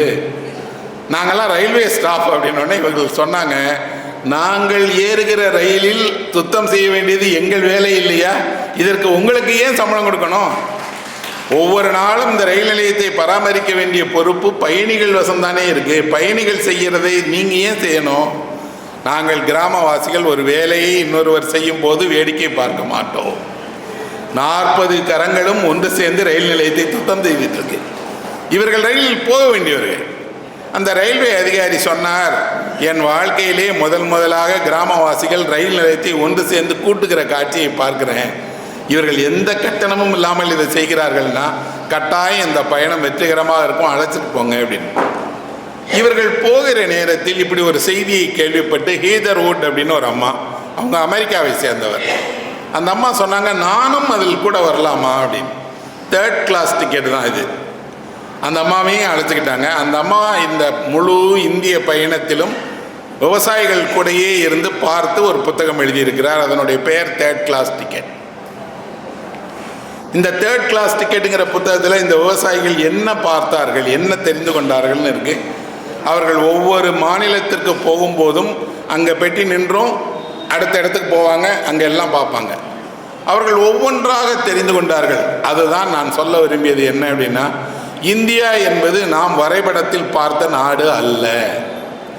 உங்கள் வாழ்க்கையில் நீங்கள் இந்தியனாக பிறந்ததுக்கு பெருமைப்பட வேண்டும் என்றால் ஒரே ஒரு முறை நீங்கள் மொத்த இந்தியாவையும் கடந்து பாருங்கள். எவ்வளவு பெரிய தேசத்தில் நாம் வாழ்கிறோங்கிற உணர்வே இல்லாமல் வாழ்ந்துட்டு இருக்கிறோம். உலகினுடைய பெரும்பான்மை நாடுகளுக்கு நான் போயிருக்கிறேன். அந்த நாடுகளிலெல்லாம் என்ன சிறப்பு இருக்கிறதோ அத்தனையும் இந்தியாவிலே இருக்கிறது. இந்தியாவிலே ஒரு பெரிய பாலைவனம் இருக்கிறது. இந்தியாவிலே ஒரு பெரிய பனிமலை இருக்கிறது. ஆண்டு முழுவதும் மழை பெய்து கொண்டே இருக்கக்கூடிய சிறப்புந்தி இந்தியாவில் தான் இருக்கிறது. இந்தியா என்பது நாம் நினைப்பது போல ஒரு வரைபடத்தில் இருக்கக்கூடிய சிறு துண்டு அல்ல. 2000 வருடத்துக்கு மேல் உள்ள பாரம்பரியமும் பண்பாடும் சமூகமும் இணக்கமும் விதவிதமான இயற்கை காட்சிகளும் கொண்ட ஒரு பேரழகுமிக்க நாட்டில் வாழுகிறோம். நான் என்னுடைய 17-18 வயதுகளில் இந்தியாவை சுற்றி பார்க்க போனேன். இன்று வரை இந்தியாவினுடைய குறுக்கும் நெடுக்கமாக நான் பார்த்துட்டே இருக்கேன். எல்லாமும் பார்த்துருக்கிறேன். எல்லா இந்தியாவினுடைய மாநிலங்களிலும் பார்த்துருக்கிறேன். எல்லா ஊர்களுக்கும் சுற்றி இருக்கிறேன். இவ்வளவும் செய்தால் நான் எவ்வளவு இந்தியாவை பார்த்துருப்பேன்னா 20 விழுக்காடு பார்த்துருப்பேன். ரொம்ப போனால் 25% பார்த்துருப்பேன். ஒருவர் தன் வாழ்நாள் முழுவதையும் இந்தியாவை பார்க்க வேண்டும் நினைத்தால் கூட முழு இந்தியாவை பார்க்க முடியாது. அவ்வளவு பெரியது இந்தியா. நீங்கள் எப்போதாவது ஒரு முறை உங்கள் வாழ்க்கையில் நீங்கள் பிரம்மபுத்திராவை கடந்திருந்தால் தெரியும், அது நதி அல்ல, அது ஒரு கடல் என்று தெரியும். எத்தனை எத்தனை படகுகள், எவ்வளவு பேர் அழகுமிக்க அந்த படகுல நம்ம போகிற காட்சி இருக்கு, இந்தியாவில் தான் இருக்கு. நீங்கள் எப்போதாவது இமயமலையினுடைய அந்த பொன்னிறமான வெளிச்சத்தில் சூரியன் உதயமாவதை பார்த்தால் தெரியும், இமயம் என்பது வெறும் சொல் அல்ல என்று தெரியும். அவ்வளோ பெரிய ராஜஸ்தானுடைய பாலைவனத்துக்குள்ளாடி போங்க, அங்கே மணல் மேடு இருக்குது. அந்த மணல் மேட்டில் சூரியன் அஸ்தமனமாகிற காட்சி இருக்குது. நீங்கள் நின்றால் கொஞ்சம் கொஞ்சமாக அந்த வானத்துக்குள் சூரியன் போய் விழுந்து வானம் முழுவதும் தங்க நிறமாகி நீங்கள் நின்ற அந்த மணற்பரப்பு பூரா உங்கள் கண்ணு முன்னாடி போகிறத பார்ப்பீங்க. இரவில் நீங்கள் எப்போதாவது உங்கள் வாழ்க்கையில் ஒரு சந்தர்ப்பம் கிடைத்தால் பாலைவனத்தில் தங்கி பாருங்கள். பாலைவனத்தினுடைய நட்சத்திரங்கள் எல்லாமே அப்படியே உங்கள் மடியில் வந்து விழுகிற அவ்வளோ வெளிச்சம் போல் அப்படியே தரைக்கு இறங்கிக்கிட்டே இருக்கும். உங்கள் தலையிலேருந்து கையை வைத்து தொட்டு விடலாம்ங்கிற அளவுக்கு ஒரு பெரிய நட்சத்திரங்களுடைய ஆறு ஓடக்கூடியது தான். அவ்வளவு குளிர் இருக்கும். பாலைவனம் எவ்வளவு வெக்கையோ அவ்வளவு குளிரான ஒரு இடம். நீங்கள் அவ்வளோ அழகான பாலைவனத்தை, இயற்கை காட்சிகளை, நதிகளை, இந்தியாவில் விதவிதமான நதிகள் இருக்குது, மலைகள் இருக்குது, பாதைகள் இருக்குது, இயற்கையினுடைய இவ்வளவும் உள்ள நாடு தான் இந்தியாங்கிறதே இந்த விவசாயிகள் பார்த்தாங்க. பார்த்ததோடு அவர்கள் என்னென்னா, எத்தனை பண்பாடு. ஒரு தமிழ்நாட்டில் நீங்கள் சென்னையிலேருந்து கன்னியாகுமரிக்குள்ளாடி ஒவ்வொரு 2 மணி நேரத்துக்கு இடையிலும் பேச்சு மாறிடுது, உணவு மாறிடுது, ஆட்கள் விதம் மாறிடுது, உடை மாறிடுது, எல்லாம் மாறிடுது. அப்படின்னா இந்தியாவில் எவ்வளோ இருக்கும்? விதவிதமான சுவைகள், விதவிதமான உணவுகள், விதவிதமான பேச்சு பழக்கம், ஆடல் பாடல். அப்போ இந்தியா என்பது நம்முடைய சொந்த பிரச்சனைகளோடு இருக்கக்கூடிய சிறு இடம் அல்லன்னு தெரிஞ்சுக்கிட்டாங்க. அப்புறம் அவர்களுக்கு கிராமத்தில் இருக்க வரைக்கும் அவர்களுடைய பகை கோபமெல்லாம் என்ன, பக்கத்தில் இருக்கவனை பார்த்து இவன் வளர்ந்துட்டானே, இவன் தோட்டத்தில் நல்லா வருது, இவன் விவசாயம் பண்ணுறானே. அவர்கள் இன்னொரு விவசாயியை பார்க்கும்போது தான் தெரிந்து கொண்டார்கள், நாமெல்லாம் எவ்வளவு தண்ணீரோட அழகாக விவசாயம் பண்ணுறோம், இங்கே தண்ணியே இல்லாமல் ஒரு விவசாயம் பண்ணுறானே. எந்த அடிப்படை வருவாயும் இல்லாமல் குடும்பமே நிலத்தில் பாடுபடுகிறதே என்று அவர்கள் இன்னொரு விவசாயியை புரிந்து கொண்டார்கள். இவங்க விவசாயி இல்லையா, அதனால் ஒரு அழகான காரியத்தை செய்தார்கள். எங்கே போனாலும் அந்த ஊரில் போய் இவங்களும் விவசாயிகளோடு சேர்ந்து விவசாய வேலைகள் செய்தார்கள். நம்ம யாரும் ஒருபோதும் அதை செய்ய மாட்டோம்.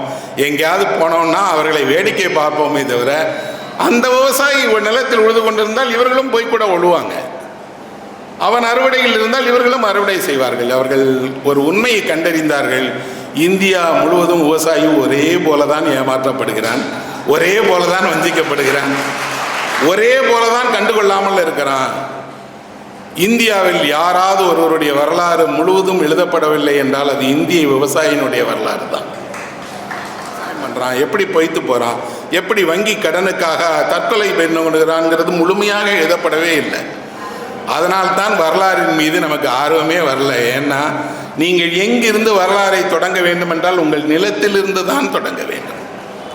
அதிலும் கூட அந்த நிலத்தை பண்பட்டு அங்கே விவசாயம் செய்து கொண்டிருக்கக்கூடிய உழுகுடிகளுடைய வரலாற்றிலிருந்து தான் தொடங்க வேண்டும். அவர்கள் தான் உங்களை முதலில் வாழ வைக்கிறார்கள். அவர்கள் தரக்கூடிய உணவின் வழியாக தான் நீங்கள் உங்கள் வாழ்க்கை துளிர்க்கிறது. அதுக்கப்புறம் அவர்கள் புரிந்து கொண்டார்கள், இந்தியாவினுடைய மிக முக்கியமான பிரச்சனை நீர் பங்கீடு தான். நம்ம வருஷம் முன்னாடிலாம் தெரியும், காவேரியில் தண்ணி வரலைன்னா நாம் சண்டை போடுவோம், அங்கே காவேரிக்காரன் தண்ணி தரமாட்டேன்னு சண்டை போடுவான். நீர் பங்கீடு என்பது இந்தியா முழுவதும் இருக்கக்கூடிய விவசாயிகளுடைய பிரச்சனைன்னு தெரிஞ்சுக்கிட்டாங்க. மூன்றாவது அவர்கள் தெரிந்து கொண்டார்கள், எல்லா விவசாய குடும்பங்களிலும் பெண்கள் மிக மோசமாகத்தான் நடத்தப்படுகிறார்கள். அவர்கள் விவசாயி 8 மணி நேரம் வேலை செய்கிறான்னா பெண்கள் 10 மணி நேரம் விவசாய குடும்பத்தில் வேலை செய்கிறார்கள். கல்வி இல்லாதவர்களாக இருக்கிறார்கள், கடின உழைப்பாளிகளாக இருக்கிறார்கள், நிறைய குழந்தைகளை பெற்று குழந்தைகளை பறிகொடுத்து அற்ப ஆயுளில் மறைந்து விடுகிறார்களாக இருக்காங்கன்னு கண்டுபிடிச்சிட்டு அவங்க சொன்னாங்க, நம்ம ஊர் பொம்பளைங்க எவ்வளோ தடகாத்திரமாக வேலை செய்கிறாங்க, இவங்களை விட உழைப்பாளியாக இருக்கக்கூடிய பெண்களுக்கு கூட அந்த சந்தோஷம் கிடைக்கலையே. அதுக்கப்புறம் அவர்கள் இந்தியாவினுடைய ஒவ்வொரு மாநிலத்திலும் தனித்தனியான விவசாய முறைகள், அதற்கான மரபான அறிவு, அதை பாதுகாக்கிற முறை இருக்குங்கிறத கண்டுபிடிச்சாங்க. நப்போலியன் ஒரு பெரிய படையை நடத்தி கூட்டிகிட்டு போனார். அந்த படை போரிடங்கள் எல்லாம் வென்று நப்போலியனுடைய புகழை உலகமெல்லாம் கொண்டு போனது. ஆனால் நப்போலியனுக்கு ஒரு பிரச்சனை இருந்தது, இவ்வளோ பெரிய படைக்கு எப்படி உணவு கொடுப்பது? அவர்களுக்கு வெளியிலலாம் சாப்பாடு வச்சு அவர்களுக்கெல்லாம் வழியில் ஒரு குக்கு கூட்டிகிட்டு போய் அங்கங்கே சமைத்து போட முடியுமா என்ன? பதப்படுத்தப்பட்ட உணவு வேண்டும். அந்த பதப்படுத்தப்பட்ட உணவை எங்கேருந்து வேணாலும் எடுத்துகிட்டு போகிற மாதிரி இருக்கணும். 10 நாள் 20 நாள் போனால் கூட அந்த 10 நாள் 20 நாள் சாப்பிட்ற மாதிரி இருக்கணும். இதுக்கு ஒரு போட்டி அறிவித்தார். யாராவது ஒருவர் உணவை பதப்படுத்தி 10 நாட்கள் 20 நாட்கள் கெட்டு போகாமல் வைத்துக் கொள்ளுகிற முறையை எங்களுக்கு கற்றுக் கொடுத்தால் அந்த காலத்திலேயே 1 லட்ச ரூபா கொடுக்குறேன்னு சொன்னார். அதில் ஒருவர் வென்றார். அவர் தான் இன்றைக்கு வரைக்கும் நாம் பேக்கடு டின் ஃபுட்டுன்னு வைக்கக்கூடிய உணவை பதப்படுத்தி சாப்பிடுகிறோம் இல்லையா, இதெல்லாம் கண்டுபிடித்தவர் அவர் தான். அவர் நெப்போலியனுக்காக செய்தார், முழு ஆட்டை உரித்து முழு ஆட்டை அப்படியே ஒரு குறிப்பிட்ட திரவத்துக்குள் மிதக்க வைத்தால் 7 நாளிலிருந்து 10 நாள் வரை அந்த ஆட்டை நம்ம உணவாக சாப்பிடலாம். அவர் செய்து காட்டினார். அப்படி சாப்பிட்டாங்க நெப்போலியனுடைய படை. விவசாயிகளுக்கு கொஞ்சம் கொஞ்சமாக தெரிந்தது, நமக்கு உற்பத்தி செய்ய தெரிகிறதே தவிர அதை விற்கவும் தெரியவில்லை, விற்ற பணத்தை பாதுகாக்கவும் தெரியவில்லை, அந்த தானியங்களை எல்லாம் சேமிக்கவும் தெரியலை. அவர்கள் தமிழ்நாட்டுக்கும் வந்தார்கள். இந்த புத்தகத்தோட சிறப்பு என்னென்னா, இந்த விவசாயிகள் மதுரைக்கு வந்தார்கள், ராமேஸ்வரத்துக்கு வந்தார்கள், கன்னியாகுமரிக்கு வந்தார்கள். வந்து பார்த்துட்டு அவங்க சொன்னாங்க, இவ்வளவு விவசாய நிலங்கள் இருக்கக்கூடிய, இவ்வளவு விவசாயம் சார்ந்த ஒரு சிறந்த பண்பாடு இருக்கக்கூடிய தமிழ்நாட்டில் ஏன் விவசாயிகள் மரியாதை இல்லாமலே நடத்தப்படுகிறார்கள்னு கேட்டாங்க. வட இந்தியாவில் கூட விவசாயிகளுக்கு ஒரு மரியாதை உண்டு. அவர்களை பார்த்தால் அவர்கள் ஆள் நல்லா இருப்பாங்க. அதனால் அவர்களுடைய தோற்றத்தை பார்த்து இராணுவ வீரர்களுக்கு அடுத்தபடி இவர்களை மரியாதையோடு இருப்பார்கள். இங்கே ஒரு மரியாதையும் இல்லை. அப்போ இந்த தேர்ட் கிளாஸ் டிக்கெட் எனக்கு ஒரு பாடத்தை கற்றுக் கொடுத்தது என்ன அப்படின்னா, நீங்கள் ஒரு முறை இந்தியாவை பார்த்தால்தான் இந்திய வரலாற்றில் என்ன எழுதப்படலைங்கிறத தெரிஞ்சுக்கிடுவீங்கிறதோட நீங்கள் பார்த்த இந்தியா என்பது வெறும் நகரங்கள். நீங்கள் டெல்லிக்கு போயிருப்பீங்க, மும்பைக்கு போயிருப்பீங்க, பெங்களூர் போயிருப்பீங்க, அதிகபட்சம் போனால் ஒரு 10-20 நகரங்களை பார்த்துருப்பீங்க, அங்கே ஒரு விடுதியில் தங்கியிருப்பீர்கள். அது அல்ல இந்தியா. குறுக்கும் நெடுக்குமாக இந்தியாவை நீங்கள் கடந்து பார்த்தால் தெரியும் இந்தியா வேறு. இந்தியாவினுடைய விதி எதனால் எழுதப்பட்டது? இந்தியா எந்த நாட்டு மீதாவது எப்போது போர் தொடுத்ததா? இந்தியா இந்த நாட்டின் மீது போர் தொடுத்ததுங்கிற ஒரு வரலாறே இந்தியாவில் கிடையாது. எந்த நாட்டையாவது பிடிக்க வேண்டும் என்று இந்தியா ஆசைப்பட்டதா? நாங்கள் இந்த நாட்டை பிடிச்சிட்டோம், அந்த நாட்டை, அப்படி எந்த நாட்டையும் இந்தியா பிடிக்கலை. இந்தியாவின் மீது தான் பிற நாடுகள் படையெடுத்திருக்கின்றன, எதிர்த்து சண்டையிட்டு இருக்கிறார்கள். ஆனால் இந்தியா நாடு பிடிக்கக்கூடிய ஒரு தேசமும் அல்ல. இவ்வளவு 2000 வருஷத்துக்கு முன்னாடியே ஒரு சிந்து சமவெளி மாதிரி நகர நாகரிகம் இருந்த, பெரிய பெரிய கட்டுமானங்கள் இருந்த, செல்வ செழிப்போடு இருந்த, உலகினுடைய மிகச்சிறந்த 10 பணக்கார நாடுகளில் ஒன்றாக இருந்த இந்தியா நகைக்காகவோ செல்வத்திற்காகவோ தங்கத்திற்காகவோ எந்த கொள்ளைக்கும் வந்ததே கிடையாது. இந்த ஊருக்குள்ளாடி இருந்துக்கிட்டு ஒரு கஜினி போகும்போது இன்னொரு இடத்துக்கு போய் கொள்ளையடிச்சிருப்பானே தவிர வெளியிலிருந்து இந்தியாவினுடைய மொத்த செல்வத்தையும் கொள்ளையடிக்க வேணும்னு வரல. இந்தியா அடிமைப்பட்டது ஒரு வினோதமான காரணத்தால். அதுதான் இன்று வரை நடைமுறையில் இருந்து கொண்டிருக்கிறது. என்ன அப்படின்னா, இந்தியா வணிகர்களால் சூறையாடப்பட்ட ஒரு நாடு. அதுவும் உள்ளூர் வணிகர்களால் அல்ல. உள்ளூர் வணிகர்கள் அவர்களுக்கென்ற அறத்தோடு வாழ்ந்தார்கள். எங்கிருந்தோ யாரோ ஒருவர் வணிகம் செய்ய வந்து அந்த வணிக நிறுவனத்தால் இந்தியாவை 300 ஆண்டுகள் ஆண்டிருக்கிறார்கள் என்றால், ஒரு வணிக நிறுவனம் ஒரு தேசத்தையே விழுங்கிவிட முடியும் என்ற கதை இந்தியாவுக்குத்தான் நடந்தது நண்பர்களே. அதுவும் கூட நாம் சாப்பிடும் போது நிறைய பேர் நான் பார்த்துருக்கேன், பொங்கல் சாப்பிடும் போது மிளகை எடுத்து ஓரமாக போட்டுருவாங்க. சில சமயம் அலட்சியமாக மிளகை சுண்டி விடுவாங்க. நீங்கள் அலட்சியமாக வீசி இருக்கிற மிளகுக்காக தான் இந்தியா 300 ஆண்டு காலம் அடிமைப்பட்டிருந்தது.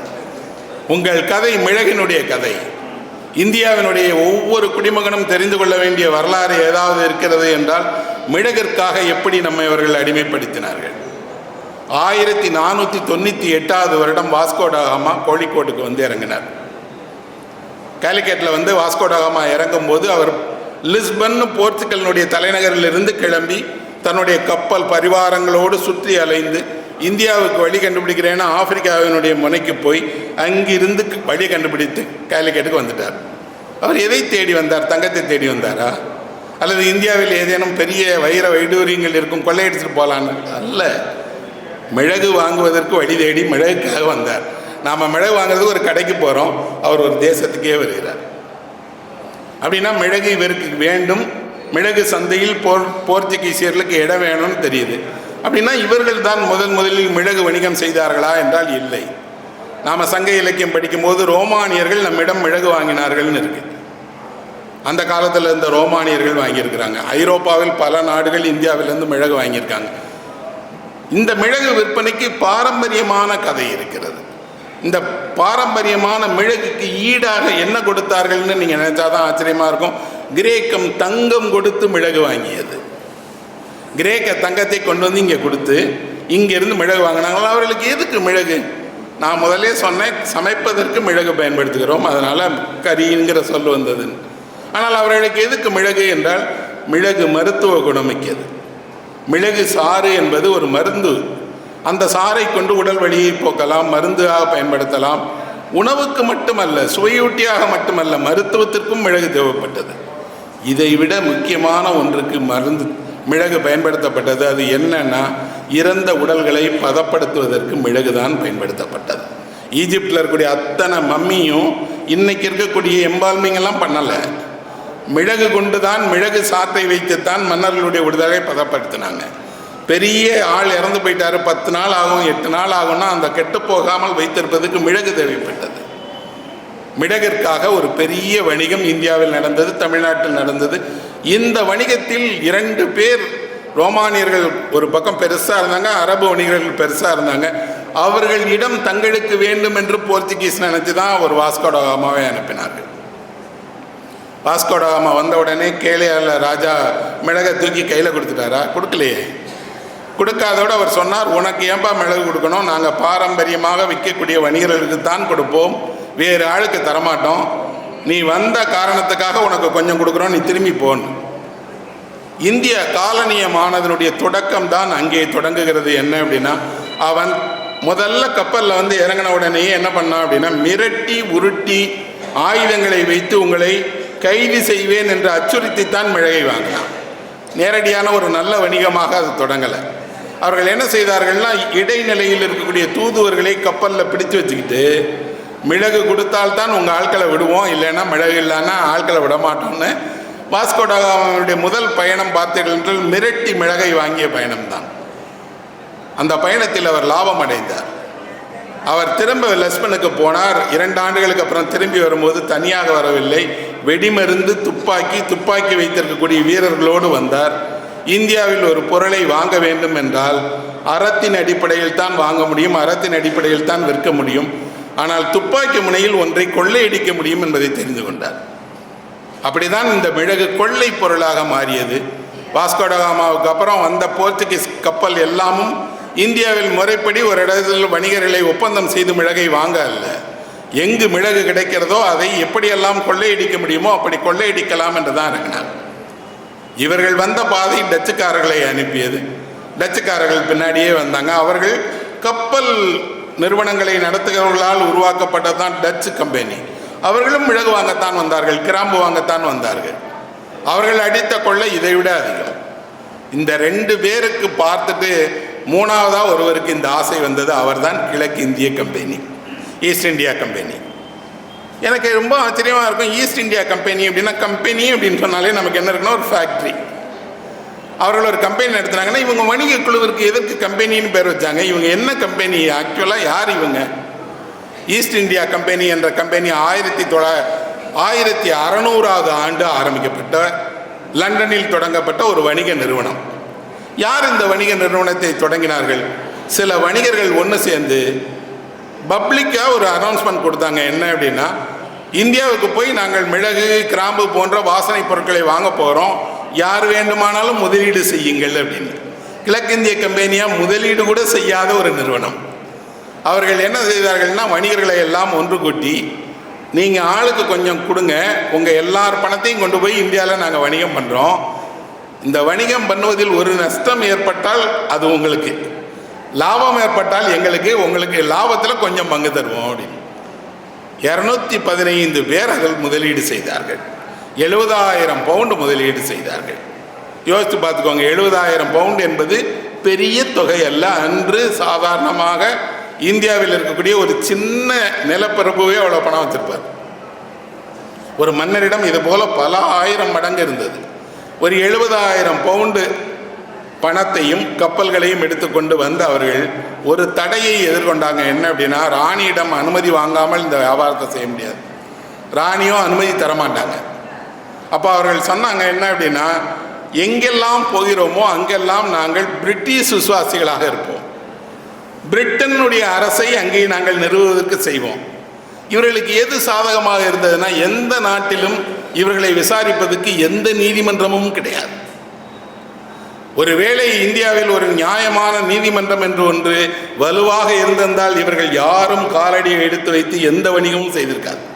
இன்னொன்று, எந்த ஒப்பந்தமும் இல்லாமல் செய்யப்பட்ட ஒரு முறைகேடான வணிகம்தான் கிழக்கிந்திய கம்பெனியுடைய முதல் வணிகம் எல்லாம். அவர்கள் இங்கே வந்தாங்க, அவர்களுக்கு எதுவுமே கிடைக்கல. ஏன்னா போட்டியாளர்கள் டச்சுக்காரன் இருக்கிறான், போர்ச்சுகாரர் இருக்கான். அவன் உள்ளே வந்த உடனே இவர்களுக்கு எந்த மிளகு கொடுக்காதே, விற்பனை செய்யாதேன்னு இவர்களை தடுத்து நிறுத்தினான். ஆனால் வெறும் 70,000 பவுண்டு வாங்கிட்டோம், கப்பலே அனுப்பிட்டோம், கப்பலும் வந்துடுச்சு. சூரத்துக்கு வந்து இறங்கிய கப்பலை வெறுங்கப்பலோடு கொண்டு போக முடியாது, என்ன செய்கிறது? ஜஹாங்கீரிடம் போய் மன்றாடினார்கள். அவருக்கு விசித்திரமான பரிசு பொருட்களை கொடுத்தாங்க. ரொம்ப வேடிக்கையாக இருக்கும். ஒரு மன்னருக்கு என்ன பரிசு நீங்கள் கொடுக்க முடியும்? மன்னரிடம் இல்லாத எதையும் உங்களிடம் இல்லை. அவர்கள் மன்னருக்கு 3 வகையான நாய்களை பரிசாக கொடுத்தார்கள். ஐரிஷ் டாக்ஸ், அயர்லாந்தினுடைய புகழ்பெற்ற நாய் ரகங்களை கொண்டு வந்தாங்க. ராஜாவுக்கு ஆச்சரியமாக இருந்தது, குள்ளமாக இப்படி ஒரு நாய், இதை வெளிநாட்டிலேருந்து கொண்டு வரான். இப்போ கூட நம்ம ஆட்களில் நிறைய பேருக்கு வெளிநாட்டு நாய்களே பிடிக்கும். அந்த நாய் வளர்ப்பது என்றால் கூட வெளிநாட்டு நாய்களை வளர்க்கணும்னு நினைப்பாங்க. ஜஹாங்கீர் அந்த வெளிநாட்டு நாய்களை விரும்பினார். ஏதோ வித்தியாசமாக பரிசு கொடுத்துருக்கிறானப்பா, யார் பாய்வன் ஏதாவது செய்யட்டும்னு சலுகை கொடுத்தார். இன்னொன்றும் அவருக்கு பரிசளித்தார்கள், சிவப்பு wine, red wine. Red wine and 3 dogs, அதுதான் அவர்கள் கொடுத்த ஜஹாங்கீருக்கான பரிசு. அந்த பரிசை வாங்கி கொண்டு அவர் சில சலுகைகளை கொடுத்தாரே தவிர அவரும் குத்தகைக்கெல்லாம் எதையும் கொடுக்க மாட்டேன்ட்டார். அப்போ அவர்கள் முதலில் ஒரு வழியை கண்டறிந்தார்கள். எந்த கப்பலில் மிளகு ஏற்றிக்கொள்ள கொண்டு போகப்படுகிறதோ அந்த கப்பலை நாம் கொள்ளையடித்து விட்டால் எளிது. அன்னைக்கு கடலில் கொள்ளையடிக்கிறது ஈஸி. ஸோ திரும்பி போக நினைத்த கிழக்கிந்திய கம்பெனி கடலில் டச்சுக்காரனுடைய மிளகை கொள்ளையடித்துத்தான் திரும்பி போனார்கள். அது எவ்வளவுக்கு கொள்ளையடித்தாங்க? இவங்க 70,000 பவுண்டு முதலீடு செய்தார்கள் இல்லையா? 1,00,000 பவுண்டுக்குரிய மிளகை முதல் முறை கிழக்கிந்திய கம்பெனி லண்டனுக்கு திரும்பி போகும்போது கொள்ளையடித்து கொண்டு போனது. இப்போ அதனுடைய எல்லா ஷேர் ஹோல்டர்ஸுக்கும் சந்தோஷம் என்ன அப்படின்னா, நீ கொள்ளையடி, வணிகம் பண்ணு, நேராக பண்ணு, என்ன வேணால் செய், எனக்கு லாபம் வந்துருச்சா இல்லையா? ஏன் லாபத்தில் ஷேர் கொடுத்துட்டியா இல்லையா? அரசாங்கத்திற்கு ஒரு பிரச்சனையும் கிடையாது, நீ என்ன வேணாலும் பண்ணிக்கோ, எனக்கு கட்ட வேண்டிய கப்பத்தை கட்டியது.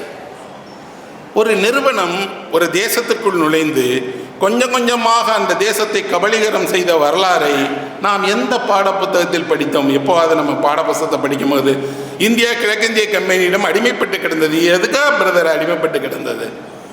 இன்னொன்று, அவர்களை எல்லாரையும் நாமல் அவர்கள் ஊரில் தரக்கூடிய அதே மரியாதையோடு லார்ட் மவுண்ட் பேட்டன், அவர் யாருக்கு லார்டு?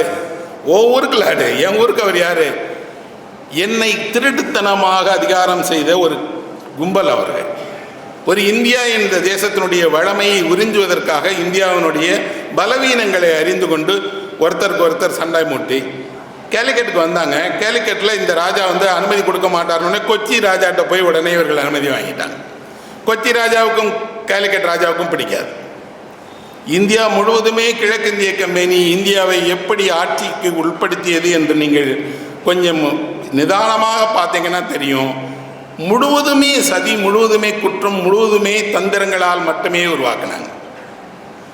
இப்போ லண்டனில் ஒரு கேள்வி எழுந்தது, இந்தியாவில் போய் நீங்கள் என்னப்பா இப்படி கொள்ளையடிக்கிறீங்க, முறைகேடான வேலைகள் எல்லாம் செய்கிறீங்க அப்படின்னு அவர்கள் கேள்வி எழுப்பினார்கள். கேள்வி எழுப்பியது அங்கே இருக்கக்கூடிய ஜனநாயக பூர்வமான ஆட்களை கேட்டாங்க. கிழக்கிந்திய கம்பெனி அப்போ ஒரு ரூல் கொண்டு வந்தாங்க. என்ன அப்படின்னா, உங்கள் யாருக்கும் நாங்கள் பதில் சொல்ல தேவையே கிடையாது, வேணும்னா எங்கள் பணத்தில் உங்களுக்கு கொஞ்சம் ஷேர் தரோம். யாரெல்லாம் கேள்வி எழுப்பினார்களோ அவர்களுக்கெல்லாம் ஒரு பங்கீட்டை கொடுத்தார்கள். இந்த வணிகம் அது பாட்டு நடந்துகிட்டே இருந்தது. இந்த வணிகம் ஒரு பிரச்சனையை சந்தித்தது. அந்த பிரச்சனை தான் முக்கியமானது. என்ன அப்படின்னா, எந்த இந்தியாவை வழிநடத்துவதற்காக வணிகம் செய்வதற்காக கிழக்கிந்திய கம்பெனி வந்ததோ அதனுடைய அதிகாரிகள் தனித்தனி கொள்ளையர்களாக மாறிட்டாங்க. இப்போ ஒரு கப்பல் அனுப்புகிறாங்க, அந்த கப்பலுக்கு ஒரு கேப்டன் இருக்கிறார். அவர் கிழக்கிந்திய கம்பெனியுடைய பிரதிநிதிங்கிறதுக்கு மாறாக இங்கே அவர் தனி வியாபாரம் பண்ணுவார், தனியாக இன்னொரு கப்பல் வாங்குவார். இந்த கப்பல் ரிப்பேர்னு கல்கட்டாவில் போட்டுட்டு அந்த கப்பலில் தான் பொருளை கொண்டு போயிடுவார்.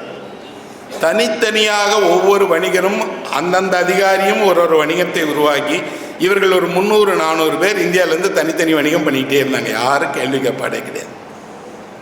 செய்த போது இவர்கள் இன்னொரு தந்திரத்தையும் கண்டுபிடித்தார்கள்.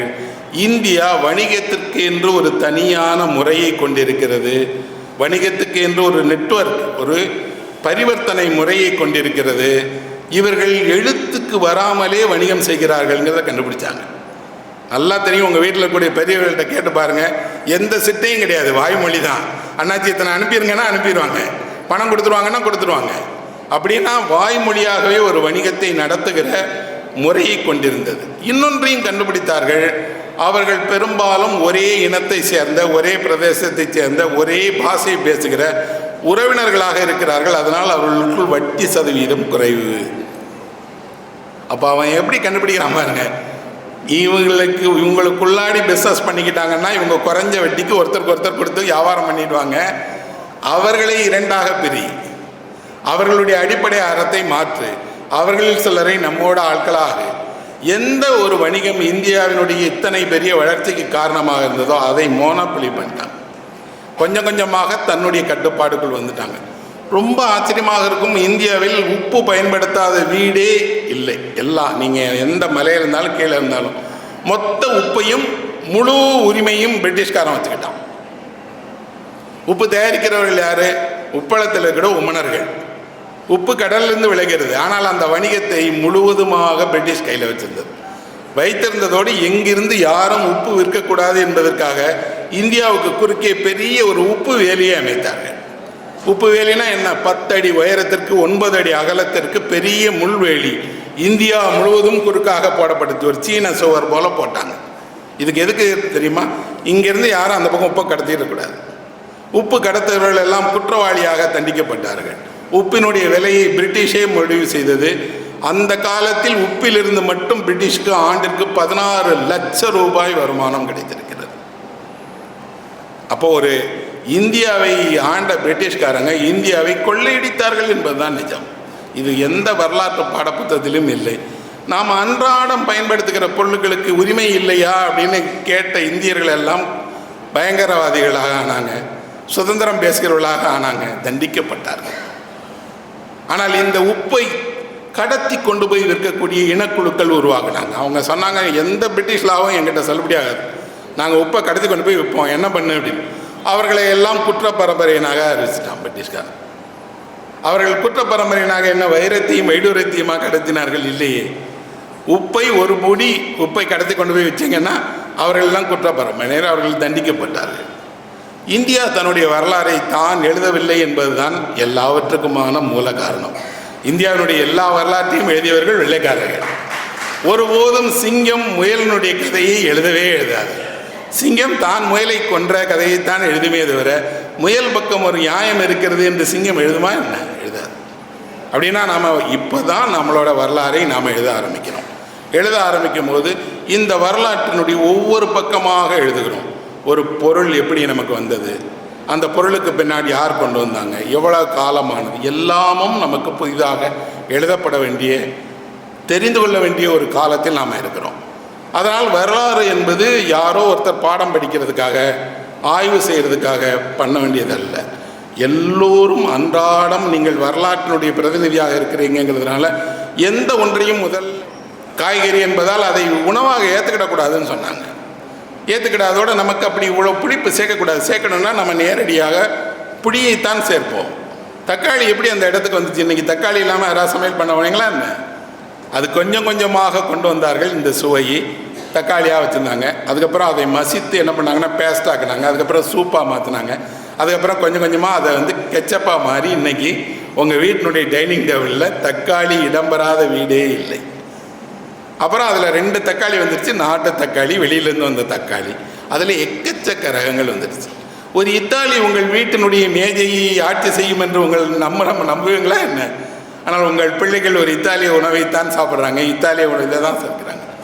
உருளைக்கிழங்கு பைபிளில் கிடையாது என்ற ஒரு காரணத்துக்காக உருளைக்கிழங்கை மனிதர்கள் சாப்பிடவே மாட்டாங்க. குதிரைக்கு போடுவார்கள், குற்றவாளிகளுக்கு போடுவாங்க, சிறைக்கண்டையில் போடுவாங்க. இன்றைக்கு உலகில் அதிகம் விற்பனையாகிற பொருள் உருளைக்கிழங்கு. அதிலும் கூட அந்த உருளைக்கிழங்கை சிப்ஸாக மாற்றி ஃபிங்கர் ஃப்ரை மாதிரியான சின்ன ஃப்ரைஸாக மாற்றுறது இருக்கு இல்லையா? இது எதுவுமே திட்டமிடாமல் தானாக நடந்த விஷயம் அல்ல. இங்கிலாந்துக்கு உருளைக்கிழங்கு வந்தபோது இங்கிலாந்து அதை நேரடியாக சாப்பிடக்கூடாது, குற்றவாளிகளுடைய உணவு என்பதால் அதை சீவி சிப்ஸாக மாற்றி அதுலேயும் மீனும் ஃபிஷ்ஷும் சேர்ந்து இருக்கக்கூடிய சிப்ஸ் அண்ட் ஃபிஷ்ஷாக சாப்பிட்டாங்க. அதே உணவை, அதே உருளைக்கிழங்கை ஜெர்மனியர்கள் இங்கிலாந்துக்காரன் அப்படி சாப்பிட்றாங்கிறதுனால குச்சி குச்சியாக நீளமாக ஃப்ரைஸாக மாற்றினாங்க. அது ஜெர்மன் ஃப்ரைஸ்.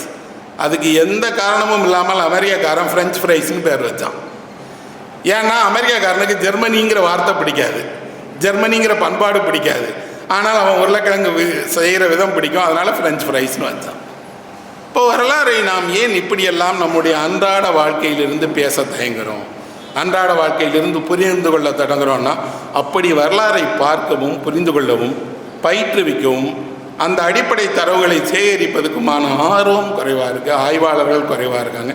இப்போ தான் கொஞ்சம் கொஞ்சமாக இருக்குது. இன்றைக்கி நம்ம ஒரு வெளியூருக்கு போகிறோம், சாப்பாடு கிடைக்கல, ஹோட்டலுக்கு போய் சாப்பிட்றோம். உட்கார்ந்த இடத்துலேருந்து எந்த இரவிலும் எந்த உணவையும் ஆர்டர் பண்ணி சாப்பிட்றோம். உணவு விற்கப்படும் என்ற சொல் தமிழ்நாட்டில் எப்போது முதலில் வந்துச்சு? எப்போ ஃபஸ்ட்டு தமிழ்நாட்டோட ஹோட்டல் யார் திறந்தாங்க, எப்போ திறந்தாங்க, எங்கே உணவை விற்கலாம் என்ற முறை மாறியது? ஏன்னா தமிழர்களுக்கு உணவை விற்கிற பழக்கமே கிடையாது. 2 இடங்கள் பழைய கிராமங்களில் இருக்கும். ஒன்றின் பெயர் சத்திரம், இன்னொன்றின் பெயர் சாவடி. சாவடி என்றால் இரவு உறங்குகிற இடம். அங்கே யார் வேண்டுமானாலும் இரவு உறங்கலாம், உணவு கிடையாது. சத்திரம் என்றால் அன்ன சத்திரம், அங்கே உணவு தருவார்கள். இது யாருக்கு உருவாக்கினார்கள்? வணிகர்களாக இருப்பாங்க, வழிப்போக்கராக இருப்பாங்க. அவர்கள் தங்க மட்டும் செய்யணும்னா சாவடியில் படுத்துக்கணும், சாப்பாடும் வேணும்னா சத்திரத்துக்கு போகணும். ஆனால் சத்திரத்தில் மதிய உணவு தர மாட்டார்கள், இரவு உணவு மட்டும்தான் தருவார்கள். அதிலும் எத்தனை பேர் வருவாங்கன்னு தெரியாதனால 10 மணி 11 மணிக்குத்தான் இரவு உணவு தருவார்கள். அங்கே உணவுக்கு கட்டணம் கிடையாது, அன்னம் இலவசமாக கொடுக்கப்பட்டது. அதனால் சத்திரத்துக்கு வரக்கூடியவர்களுக்கு சத்திர உணவுக்கு கொடையாளர்கள் இருந்தாங்க, கொடை கொடுத்தாங்க. 13ஆம் நூற்றாண்டிற்கு பிறகுதான் தமிழ்நாட்டில் உணவு விற்கப்படும் என்ற குரல் எழுந்தது. அதுவும் வணிகர்களுக்காகத்தான். வணிகர் ஒரு ஊரில் தங்கிவிட்டு இன்னொரு வணிகரை பார்க்க வேணும், மதிய உணவு வேணும் அவருக்கு. அப்போது வடித்த சோறு வேண்டும் என்பதற்காக உணவு விற்கப்படும் என்ற பெயர் பலகை வந்தது, உணவு உருவானது. நம்முடைய எல்லா உணவு வகைகளும் இன்று பிரதானமாக எண்ணெயில் பொரித்த உணவாக இருக்கிறது. எல்லாம் நாயக்க மன்னர்கள் அறிமுகமானதுக்கு அப்புறம்தான். இனிப்பகங்களுக்கு போங்க, லாலா கடைன்னு இருக்குது, அது ஒரு உருது சொல். அங்கே இருக்கக்கூடிய இனிப்பு வகையெல்லாம் பின்னாடி உருதிலிருந்து வந்த இனிப்பு வகைகள். ஒரு இந்தியாவை உண்மையாக புரிந்து கொள்ள வேண்டும் என்றால் உங்களுக்கு பக்கத்தில் இருக்கக்கூடிய உங்கள் அன்றாடத்தில் இருந்த இந்தியாவை பாருங்கள். ஆசையாக அல்வா சாப்பிட்றாங்களே, அது ராஜஸ்தானுடைய உணவுன்னு ஒருத்தருக்கும் தெரியாதே. ஏன் அது ராஜஸ்தான் உணவு எப்படி திருநெல்வேலியில் அதுலேயும் இருட்டுக்கடை அல்வாவாக மாறியது? அவர்கள் அழைத்துட்டு வந்தாங்க, அந்த குடும்பங்கள் ராஜஸ்தானை சேர்ந்தவர்கள் இங்கே வந்து அந்த உணவை நமக்கு அறிமுகமாகிட்டாங்க. அப்படி தமிழர்களுடைய அதிரசம் எங்காவது உலகம் பூரா சாப்பிட்றாங்களா என்ன? இல்லையே. தமிழர்கள் பழைய தமிழ் புத்தகங்களில் நீங்கள் சிலப்பதிகாரம் படித்தால் அதில் ஒன்று வருது. அதில் என்ன அப்படின்னா கும்மாயம் சாப்பிடுவார்களாம். கும்மாயம்னா என்னென்னா, இப்போ கொழுக்கட்டைக்குள் இனிப்பு வைத்து தர்றோம் இல்லையா, அதுபோல் விதவிதமான சுவையில் கும்மாயம் விற்றார்கள்னு சிலப்பதிகாரம் சொல்லுது. கும்மாயம் என்றைக்கு அது கடையில் கிடைக்க என்ன இப்போ செஞ்சு கொடுக்குறாங்கன்னு வைங்க. அப்போது நாம் ஒரு சுவையை இழக்கிறோம், ஒரு வரலாற்றை இழக்கிறோம், ஒரு நினைவை இழக்கிறோம், வேறொன்றால் ஆளப்படுகிறோம். கொஞ்சம் கொஞ்சமாக நம்மை விட்டு பிரிட்டிஷ்காரங்க போயிட்டாங்களே தவிர பிரிட்டிஷ் பண்பாடு எதுவுமே போகவில்லை. இன்றைக்கும் காலையில் சென்னையில் ஒரு தேநீர் கடையில் போனால் தேநீர் கடையில் ஒரு தேநீரும் பக்கத்தில் பிஸ்கட்டும் வைத்து சாப்பிடுகிறவர் பிரிட்டிஷ்காரனை தான் ஃபாலோ பண்ணுறார். அவருடைய வாழ்க்கைக்குள் பிரிட்டிஷ்காரனுக்கு ஒரு இடம் இருக்கிறது. பிஸ்கட்டோட பன்னோட டீ சாப்பிடணுங்கிற பழக்கத்தை அதில் பொறையோடு சாப்பிடுவாங்க சென்னையில். அதெல்லாம் எப்படி வந்தது என்றால் அவர்களுடைய மிச்சம். நம்முடைய உடையில், நம்முடைய பேச்சில், சிந்தனையில் எல்லாவற்றிலும் காலனியத்துடைய ஆட்சி இருக்கிறது. கொஞ்சம் கொஞ்சமாக காலனியத்திலிருந்து நாம் விடுபட்டால், கொஞ்சம் கொஞ்சமாக நாம் மரபை, மண்ணை, இதனுடைய வாழ்க்கையை தெரிந்து கொள்ள தொடங்கினால் எழுதப்படாத அந்த வரலாறு எழுதப்படும் என்று சொல்லி என் உரையை நிறைவு செய்கிறேன். சீனாவில் இருந்து வந்த தேயிலை, சூபி கொண்டு வந்த காஃபி, அப்புறம் மிளகு களவாட வந்த வணிக நிறுவனங்கள், இந்தியாவையே களவாடிய கதை என அழகாக எழுதப்படாத வரலாற்றினை பேசி சிறப்புரை நல்கிய எழுத்தாளர் எஸ். ராமகிருஷ்ணன் அவர்களுக்கு நன்றி. அடுத்ததாக விழாவின் தொடர் நிகழ்வுகளை ஜேசிஐ வசம் படைத்துவிட்டு உங்களிடம் இருந்து விடைபெறுவது உங்கள் அன்பு அறிவிப்பாளர் சாமி.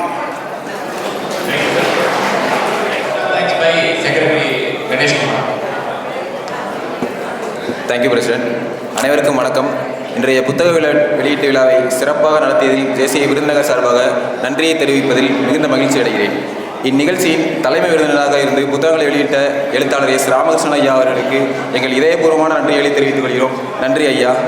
இன்று வெளியிடப்பட்ட நூல்களின் ஆசிரியர்கள் அம்பாள் ஆர். முத்துமணி, முனைவர் எஸ். வினோத் அவர்களின் படைப்புகளையும் இலக்கிய பங்களிப்பையும் இந்த நிகழ்ச்சியில் பகிர்ந்து கொண்டதற்கு ஜேசிஐ விருதுநகர் மேடையை தேர்வு செய்ததற்கும் எங்கள் இதயபூர்வமான நன்றியை ஜேசிஐ விருதுநகர் சார்பாக தெரிவித்துக் கொள்கிறோம். இன்றைய விழாவை அறிவுத்திறன் மிக்கதாக மாற்றிய முனைவர் பவானி வெங்கடேஷ், முனைவர் சுசீலா, முனைவர் அருள்மொழி, முனைவர் அருண்பிரியா, திரு ஜான் பாக்கியா இவர்கள் கருத்துரை ஆற்றியவர்களுக்கு எங்கள் நன்றியை தெரிவித்துக் கொள்கிறோம். இந்த அழகான இலக்கிய விழாவிற்கு வருகை தந்த அனைத்து விருந்தினர்களுக்கும், குடும்பத்தினருக்கும், ஆதரவாளர்களுக்கும் ஜேசிஐ விருதுநகர் சார்பாக நன்றிகளை தெரிவித்துக் கொள்கிறோம். தேங்க்யூ.